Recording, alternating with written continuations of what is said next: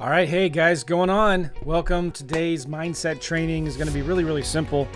And I think this is a very important lesson. In fact, probably one of the most important lessons you as an entrepreneur and a small business owner can ever probably have. And it's about how you think about money. And we're going to be talking about how the rich think about money, how the middle class think about money, and how the poor think about money. And I want to challenge some of your assumptions on how you view wealth and money. So let's jump into the mind map right now. Today I'm going to be talking about building a better perspective on money, developing a wealth mindset. And I want you to understand this too. Wealth is not solely determined by the amount of money that you have. A lot of people think wealth and riches is determined by how much cash is in the bank account and what your net worth is and all that, but it's more than that. Wealth is also determined by how you think about money. Financial status is determined by a person's mindset around money rather than social status, ethnicity, or your job. You know, I have a great dentist, super nice guy, but he works really hard and he makes great money. He deserves great money. He gets paid well. He's working very hard and he's busy from 7 a.m. to 5 p.m., maybe 6 p.m. every single day. And when he's not seeing patients, he's trying to get caught up in his books and managing his team and all of that stuff. It's a challenging, even though he makes a lot of money, is he financially free? Is he a rich person, a poor person, a middle class? I don't know what is going on in his mind. Super nice guy. I hope he enjoys what he's doing because he's good at it, and I hope he never quits. But the psychology of rich people, poor people, and middle class peoples differ significantly. And just because you think somebody is making a lot of money, if they don't have the right thinking, maybe they don't. So the importance of perspective is very critical. You know, people will look at the same event and have a different perspective. Like if you're at a street intersection and there's an accident in the middle of an intersection, if you take 4 people on each corner of that intersection and they watch the accident happen, you're going to get different analysis, different perspective on what just happened. So it's critical to consider your perspective based on where you are on money when you're trying to develop a wealth mindset, all right? So there's 3 different psychological approaches to money. Poor people, this is important to understand. I want you to think about this here. Poor people see money as primarily a way to pay bills and buy things. If you're poor, and now obviously if you're middle class or rich, you still have to pay bills and buy things. But that's not the primary focus of what is going on up here, right? Poor people see money mainly, primarily, as a means to pay bills and buy things. Middle class people focus on they look at money as a way to create and maintain good credit. Because as middle class, you have to have good credit to buy a car, buy a house. Because at middle class in that area, we as a nation are far too reliant on credit, which is bad. It's a travesty. But rich people see money as a tool for creating more money.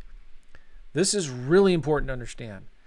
If you want to be wealthy, you need to be thinking of money as a tool that you control. Money doesn't control you. It's kind of the difference between middle class and poor and the rich is in the middle class and poor, the money controls you. But as a wealthy person, you see money as something that you control, and it's a tool that you can use and manipulate to create even more money for you, okay?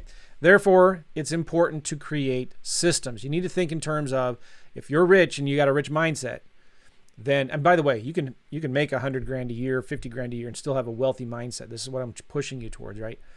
It's important to create systems. And what do these systems do? Well, owning systems is crucial to creating a steady flow of income and building long-term wealth. I want you to think in terms of streams of cash flow.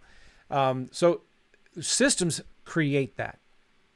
Writing a book is an example of creating a system that can create potentially streams of income and long-term wealth, but also flipping land deals, right? Flipping deals for piles of cash and streams of cash. That's an example of a system. Learning how to flip houses is an example of a system. You know, you look at the behind me here, I've created systems on publishing information and helping people. I've created a podcast and YouTube channel. I've created courses and membership sites and websites. I have it done for you marketing services. I do consulting. I help people make money. And that's what I really, really love to do. In fact, I love doing this stuff, helping people and helping them make more money. Then I enjoy doing that more than I enjoy actually doing deals myself. Now, it's important I do deals myself, and we do, but this is what I enjoy doing more. So I'm creating systems even in my own business, and I'm trying to, obviously practice and do what I preach. So systems create passive income, which is crucial for building long-term wealth. All right. So it's important then, if you want to be wealthy, to think in terms of investing in opportunities instead of guarantees. Rich people see opportunities while poor and middle class people prefer guarantees. Rich people are constantly looking for opportunity. Where can I grow, build systems and grow cash flow and buy assets that produce more cash flow? Poor and middle class people prefer guarantees. They're afraid to take risks. I'm not going to do that unless I know or I'm guaranteed that it's going to be safe. And if that's your mentality, unfortunately, I think you're going to be stuck poor middle class thinking if you have to have a guarantee for anything. There's problem finders and there's problem solvers. In this world, there's problem finders and problem solvers. Who are you going to be? Problem finders, or are we going to be problem solvers? Are we going to be consumers or producers? Are we going to be givers or takers? The rich see themselves as problem solvers. The rich see themselves as producers. What are you guys going to be? Wealthy people don't worry as much about guarantees as they do about opportunities. Poor people are worried, can this be guaranteed not to fail? I don't want any risk because it'll ruin my credit, because then I can't pay my bills. So investing in opportunities creates the potential for significant wealth over time. So I want you to be thinking in terms of investing in opportunities. Now, let's talk about the value of time. To the rich, time is more valuable than money. Rich people use their time to make more money while poor people trade their time for money. Oh, get this. Rich people use their time to make more money while the poor trade their time for money. What are you going to do? Are you just going to be stuck forever in this trading your time for dollars? Or are you going to use your time to make more money, which will help you get more time? Wealthy people value their time and invest in creative, passive income streams. So think about how you can invest your time in building systems to create passive income streams. Wealthy people think differently about money. Like we've been saying, rich people view money as a tool for creating more money rather than just for consumption. Rich people have a long-term perspective on money. They invest their money to create passive income and build wealth over time. So I want you to avoid the psychology of poverty. To avoid the psychology of poverty, people must develop a wealthy mindset. They should seek to create systems and invest in opportunities to generate wealth. A wealthy mindset prioritizes long-term thinking and investing in assets. Is land an asset? Yes, you bet it is. I want you to think in terms of building a legacy for you and your family as well. The rich think about a long-term perspective. They see the horizon. They think about building a legacy for future generations. They invest in assets. Again, I'm just kind of repeating myself, but when you build a focus on a legacy, you're investing in assets that generate passive income.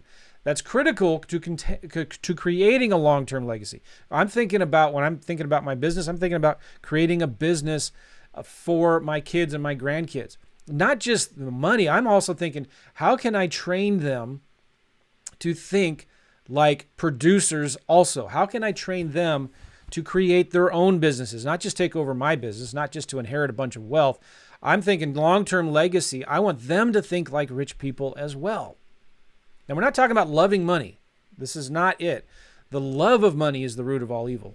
Money is not the root of all evil, the love of money. So you either serve God or you serve mammon. You know what the Bible says.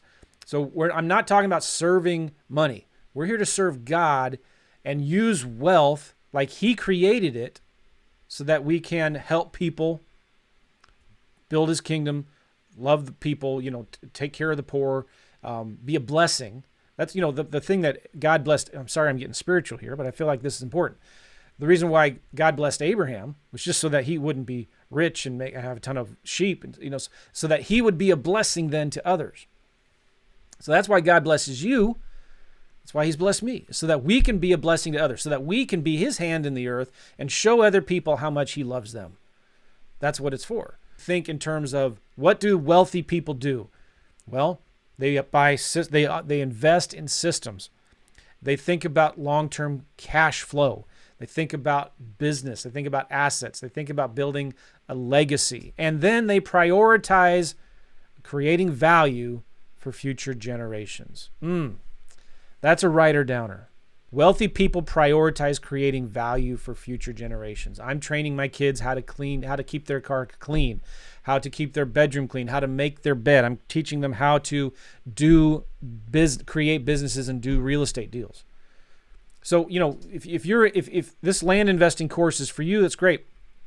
But I'm hoping that you get into this program with the idea of building a long-term legacy for your kids, so you can train your kids how to do deals, so that you can trade your grandkids or your uncles, your nieces and nephews. You can do this as a family business or something like that, okay? So just in review real quick, and then we'll wrap it up. If you want to be rich, you need to think like rich people. Think about long-term wealth and assets that generate cash flow. I'm telling you, if you invest in vacant land, it's one of the easiest, if not the easiest way in real estate to generate simple cash flow. Learn to invest in yourself, in your education, in business. Think in terms of invest. Not how much it's going to cost you, but how much can I invest, and what kind of return will this investment give to me? Learn to create systems and invest in opportunities that will generate wealth over time. That's what I'm trying to get you to think about. Okay, cool? All right, guys, I appreciate you all. We'll see you. Take care. Bye-bye.